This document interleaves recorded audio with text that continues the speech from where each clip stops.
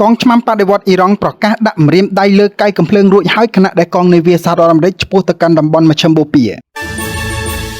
លោកឧត្តមសេនីយ៍មូហាម៉ាត់ប៉ាពួរបានព្រមានដល់ប្រទេសអ៊ីស្រាអែលនិងសហរដ្ឋអាមេរិកឲ្យជៀសវាងរាល់ការគណនាខុសដោយអះអាងថាសាធារណរដ្ឋអ៊ីស្លាមបានត្រៀមខ្លួនរួចរាល់ជាងពេលណាទាំងអស់កងកម្លាំងឆ្មាំបដិវត្តអ៊ីស្លាមអ៊ីរ៉ង់ដែលជាកងកម្លាំងបង្អែកដ៏សំខាន់ក្នុងការបង្ក្រាបបាតុកម្មនៅទូទាំងប្រទេសនាពេលថ្មីៗនេះរហូតបណ្ដាលឲ្យមនុស្សរាប់ពាន់នាក់បាត់បង់ជីវិតនោះបានប្រកាសតាមរយៈមេបញ្ជាការរបស់ខ្លួនកាលពីថ្ងៃសៅរ៍ថាខ្លួនកំពុងស្ថិតក្នុងស្ថានភាពត្រៀមលក្ខណៈល្អបំផុតដោយម្រាមដៃកំពុងដាក់លើកាយកំភ្លើងរួចរាល់ខណៈដែលនាវាចម្បាំងអាមេរិកជាច្រើនកំពុងធ្វើដំណើរឆ្ពោះទៅកាន់តំបន់មជ្ឈិមបូព៌ាសារព័ត៌មាន NONEW ដែលជាប្រភពជិតស្និទ្ធនឹងក្រុមប្រឹក្សាសន្តិសុខជាតិកម្ពុជារបស់អ៊ីរ៉ង់បានរាយការណ៍នៅលើ Channel Telegram របស់ខ្លួនថាមេបញ្ជាការរូបនេះគឺឧត្តមសេនីយ៍មូហាម៉ាត់ប៉ាពួរបានព្រមានដល់សហរដ្ឋអាមេរិកនិងអ៊ីស្រាអែលឲ្យជៀសវាងរាល់ការគណនាខុសចំពោះអ៊ីរ៉ង់សារព័ត៌មាន NONEW បានដកស្រង់សម្ដីលោកប៉ាពួរមកចុះផ្សាយថាកងឆ្មាំបដិវត្តអ៊ីស្លាមនិងប្រទេសអ៊ីរ៉ង់ជាទីស្រឡាញ់បានត្រៀមខ្លួនរួចរាល់ជាងពេលណាទាំងអស់ដោយម្រាមដៃជាប់កាយកំភ្លើងត្រៀមអនុវត្តរាល់បទបញ្ជានិងសេចក្តីណែនាំរបស់មេបញ្ជាការកំពូលភាពតានតឹងរវាងអ៊ីរ៉ង់និងសហរដ្ឋអាមេរិកនៅតែបន្តស្ថិតក្រោមកម្រិតខ្ពស់ក្រោយការបង្ក្រាបដោយបង្ហូរឈាមទៅលើក្រុមបាតុករដែលបានចាប់ផ្ដើមតាំងពីថ្ងៃទី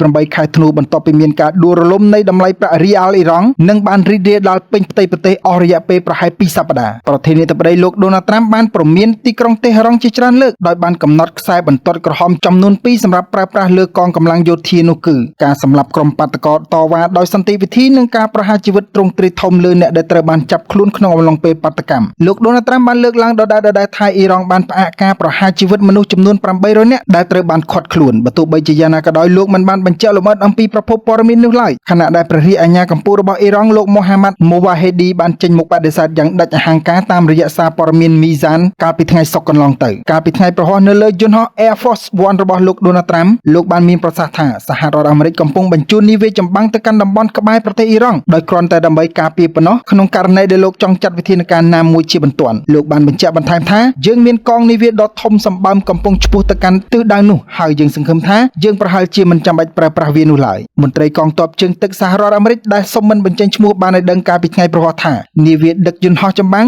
USS Abraham Lincoln រួមជាមួយនាវាចម្បាំងផ្សេងទៀតកំពុងស្ថិតនៅក្នុងមហាសមុទ្រឥណ្ឌាទន្ទឹមនឹងនោះដែរលោកដូណាល់ត្រាំក៏បានរំលឹកផងដែរអំពីការចរចាជាច្រើនលើកជាមួយអ៊ីរ៉ង់ជុំវិញកម្មវិធីនុយក្លេអ៊ែរមុនពេលដែលអ៊ីស្រាអែលបើកការវាយប្រហារសង្គ្រាមរយៈពេល12ថ្ងៃប្រឆាំងនឹងអ៊ីរ៉ង់កាលពីខែមិថុនាដែលក្នុងនោះយន្តហោះចម្បាំងអាមេរិកក៏បានទម្លាក់គ្រាប់បែកលើទីតាំងនុយក្លេអ៊ែរអ៊ីរ៉ង់ចំនួន3ផងដែរលោកដូណាល់ត្រាំបានគម្រាមថាវិធានការយោធានាពេលខាងមុខនឹងធ្វើឲ្យការវាយប្រហារលើទីតាំងចម្រាញ់អ៊ុយរ៉ាញ៉ូមកាលពីមុននឹងក្លាយជារឿងតូចតាចបំផុតលោកបានសង្កត់ធ្ងន់ទៀតថាពួកគេគួរតែធ្វើកិច្ចព្រមព្រៀងតាំងពីពេលមុនយើងវាយប្រហារពួកគេមកម្លេះភាពតានតឹងនេះបានបណ្ដាលឲ្យក្រុមហ៊ុនអាកាសចរអឺរ៉ុបយ៉ាងហោចណាស់2បញ្ឈប់ជើងហោះហើរមួយចំនួនទៅកាន់មជ្ឈិមបូព៌ាក្រុមហ៊ុន Air France បានលុបចោលជើងហោះហើរពីប៉ារីសទៅកាន់ឌូបៃចំនួន2ជើងនៅចុងសប្តាហ៍នេះដោយបញ្ជាក់ថាខ្លួនកំពុងតាមដានការវិវត្តនៅមជ្ឈិមបូព៌ាយ៉ាងយកចិត្តទុកដាក់បំផុតដើម្បីធានាសុវត្ថិភាពនិងសន្តិសុខហោះហើរខ្ពស់បំផុតចំណែកឯក្រុមហ៊ុន Luch Air ក៏បានពន្យាពេលជើងហោះហើរពីលុចសម្បូរទៅកាន់ឌូបៃចំនួន24ម៉ោងដោយសារក្តីបារម្ភពីអសន្តិសុខក្នុងដែនអាកាសនៃតំបន់នោះផងដែរស្រដៀងគ្នានេះដែរជើងហោះហើររបស់ក្រុមហ៊ុន KLM និងត្រង់សាវីយ៉ាពីទីក្រុង Amsterdam ក៏ត្រូវបានលុបចោលផងដែរបើទោះបីជាគ្មានបាតុកម្មជាច្រើនថ្ងៃមកនេះក៏ដោយក៏ប៉ុន្តែចំនួនអ្នកស្លាប់ដែលបានរាយការណ៍ដោយបេសកជននៅតែបន្តកើនឡើងខណៈដែលព័ត៌មានចាប់ផ្ដើមលេចធ្លាយបន្តិចម្ដងបើទោះបីជាមានការកាត់ផ្តាច់ប្រព័ន្ធអ៊ីនធឺណិតយ៉ាងធ្ងន់ធ្ងរបំផុតក្នុងប្រវត្តិសាស្ត្រអ៊ីរ៉ង់អស់រយៈពេលជាង2សប្តាហ៍ក៏ដោយទីភ្នាក់ងារសារព័ត៌មានសកម្មជនសិទ្ធិមនុស្ស RANA ដែលមានមូលដ្ឋាននៅសហរដ្ឋអាមេរិកបានបញ្ជាក់កាលពីថ្ងៃសៅរ៍ថាចំនួនអ្នកស្លាប់បានកើនឡើងដល់5137នាក់ហើយខណៈដែលតួលេខនេះត្រូវបានគេរំពឹងថានឹងកើនឡើងទៀតខណៈដែលមនុស្សជាង27000នាក់ត្រូវបានចាប់ខ្លួនតួលេខនេះត្រូវបានគេចាត់ទុកថាលើសពីចំនួនអ្នកស្លាប់ក្នុងបាតុកម្មនាពេលកន្លងមកក្នុងរយៈពេលជាច្រើនទសវត្សរ៍ហើយវាបានរំលឹកទៅដល់ភាពវឹកវរក្នុងអំឡុងបដិវត្តអ៊ីស្លាមឆ្នាំ1979ទោះជាយ៉ាងណាក៏ដោយរដ្ឋាភិបាលអ៊ីរ៉ង់បានអះអាងកាលពីថ្ងៃពុធថាមនុស្សស្លាប់មានចំនួនត្រឹមតែ3117នាក់ប៉ុណ្ណោះដោយក្នុងនោះមាន2427នាក់គឺជាជនស៊ីវិលនិងជាកងកម្លាំងសន្តិសុខហើយក្រៅពីនោះត្រូវបានគេចោទប្រកាន់ថាគឺជាពួកភេរវករប្រធានក្រុមហ៊ុនទូរគមនាគមន៍អ៊ីរ៉ង់បានអះអាងថាប្រព័ន្ធអ៊ីនធឺណិតនឹងត្រូវបានតភ្ជាប់ឡើងវិញក្នុងពេលឆាប់ៗក្រោយការកាត់ផ្តាច់កំឡុងពេលធ្វើបាតុកម្មផ្នែក ភ្នាក់ងារសារព័ត៌មានរដ្ឋបានរាយការណ៍ថាក្រុមប្រឹក្សាសន្តិសុខបានអនុម័តឲ្យមានការតភ្ជាប់ប្រព័ន្ធអ៊ីនធឺណិតឡើងវិញបន្ទាប់ពីអ៊ីរ៉ង់បានកាត់ផ្តាច់ប្រព័ន្ធទំនាក់ទំនង Digital កាលពីដើមខែនេះក្នុងអំឡុងពេលដែលអាជ្ញាធរបានបើកការបង្ក្រាបយ៉ាងសាហាវឃោរឃៅទៅលើក្រុមបាតុករយោងតាមការចុះផ្សាយរបស់ទីភ្នាក់ងារសារព័ត៌មាន FAST កាលពីថ្ងៃសៅរ៍ប្រធានក្រុមទូរគមនាគមន៍អ៊ីរ៉ង់បានប្រាប់ប្រព័ន្ធផ្សព្វផ្សាយក្នុងស្រុកថាសេវាអ៊ីនធឺណិតនឹងត្រូវបានដាក់ឲ្យដំណើរការឡើងវិញនៅថ្ងៃនេះឬថ្ងៃស្អែកជាដាច់ខាតប្រពន្ធដដែលបានរាយការណ៍ទៀតថាក្រុមប្រឹក្សាសន្តិសុខជាតិកម្ពុជាកាលពីយប់ថ្ងៃសុក្របានសម្រេចអនុម័តឲ្យមានការតភ្ជាប់ប្រព័ន្ធអ៊ីនធឺណិតឡើងវិញនិងបានជូនដំណឹងទៅកាន់ក្រសួងទូរគមនាគមន៍រួចរាល់អស់ហើយទីភ្នាក់ងារសារព័ត៌មាន FAST បានស្រង់សម្ដីលោក Bezat Akbari នាយកប្រតិបត្តិនៃក្រុមហ៊ុនហេដ្ឋារចនាសម្ព័ន្ធទូរគមនាគមន៍ដែលជាអង្គភាពទទួលខុសត្រូវលើបណ្ដាញទូរគមនាគមន៍ទូទាំងប្រទេសអ៊ីរ៉ង់មកចុះផ្សាយថាប្រសិនបើព្រះជាម្ចាស់ទ្រង់សពព្រះហឫទ័យបញ្ហានេះនឹងត្រូវបានដោះស្រាយនៅថ្ងៃនេះឬថ្ងៃស្អែកជាមួយគ្នានេះដែរសារព័ត៌មាន FAST ក៏បានកត់សម្គាល់ឲ្យឃើញពីការតភ្ជាប់សេវាអ៊ីនធឺណិតអន្តរជាតិឡើងវិញក្នុងរយៈពេលខ្លីក៏ប៉ុន្តែវាត្រូវបានកាត់ផ្តាច់ទៅវិញបន្ទាប់ពីដំណើរការបានប្រហែល30នាទីសូម្បីតែអង្គភាពតាមដានអ៊ីនធឺណិត NetBlocks ក៏បានកត់ត្រាទុកនៅសកម្មភាពនៃការតភ្ជាប់ឡើងវិញក្នុងរយៈពេលខ្លីនេះផងដែរទីភ្នាក់ងារដដែលបានបន្តថាមន្ត្រីក្រសួងទូរគមនាគមន៍បានប្រាប់សារព័ត៌មាន FAST ថា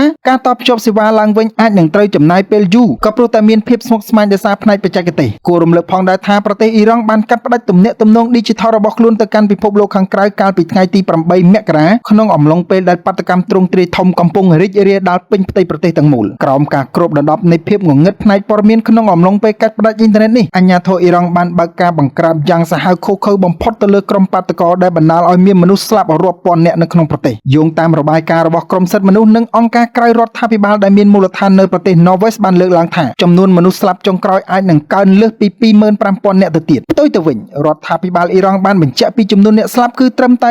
3,117 នាក់ប៉ុណ្ណោះក្នុងនោះរួមមាន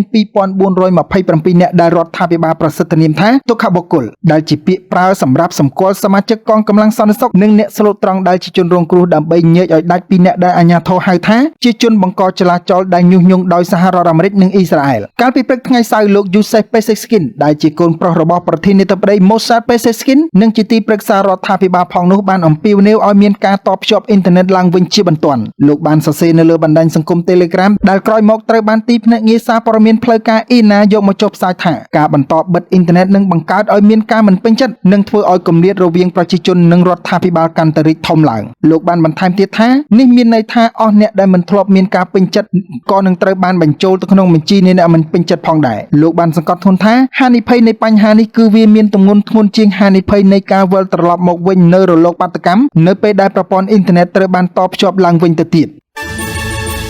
ការបាញ់ប្រហាររបស់អ៊ីស្រាអែលសម្លាប់មនុស្ស3នាក់នៅហ្គាហ្សាខណៈបេសកជនអាមេរិកជួបលោកនេតាន់យ៉ាហ៊ូតំបន់ហ្គាហ្សាអាជ្ញាធរសុខាភិបាលក្នុងតំបន់បានរាយការណ៍ថាការបាញ់ប្រហាររបស់កងកម្លាំងអ៊ីស្រាអែលបានសម្លាប់ជនជាតិប៉ាឡេស្ទីនចំនួន3នាក់និងធ្វើឲ្យរងរបួស4នាក់ផ្សេងទៀតនៅក្នុងតំបន់ហ្គាហ្សាកាលពីថ្ងៃអាទិត្យនេះបើយោងទៅតាមការចេញផ្សាយដោយទីភ្នាក់ងារសារព័ត៌មាន Reuters ក្រុមគ្រូពេទ្យបានបញ្ជាក់ថាមនុស្សយ៉ាងហោចណាស់2នាក់ត្រូវបានសម្លាប់នៅភាគខាងជើងហ្គាហ្សានិងបរិសុទ្ធម្នាក់ទៀតត្រូវបានសម្លាប់នៅក្នុងទីក្រុង Khan Yunis ក្រៅពីនេះដ្រូនមួយគ្រឿងបានបំផ្ទុះនៅក្នុងទីក្រុងហ្គាហ្សាដែលបណ្ដាលឲ្យជនស៊ីវិល4អ្នករងរបួសហេតុការណ៍នេះបានកើតឡើងត្រឹមតែមួយថ្ងៃក្រោយពេលដែលបេសកជនសហរដ្ឋអាមេរិកលោក Steve Witkoff និងលោក Jared Kushner បានជួបពិភាក្សាជាមួយនាយករដ្ឋមន្ត្រីអ៊ីស្រាអែលលោក Benjamin Netanyahu លោក Steve Witkoff បានអះអាងថាកិច្ចពិភាក្សាមានភាពស្ថាបនានិងវិជ្ជមានដោយភាគីទាំងពីរមានជំហរដូចគ្នាលើជំហានបន្ទាប់យោងតាមក្រសួងសុខាភិបាលហ្គាហ្សាមនុស្សជាង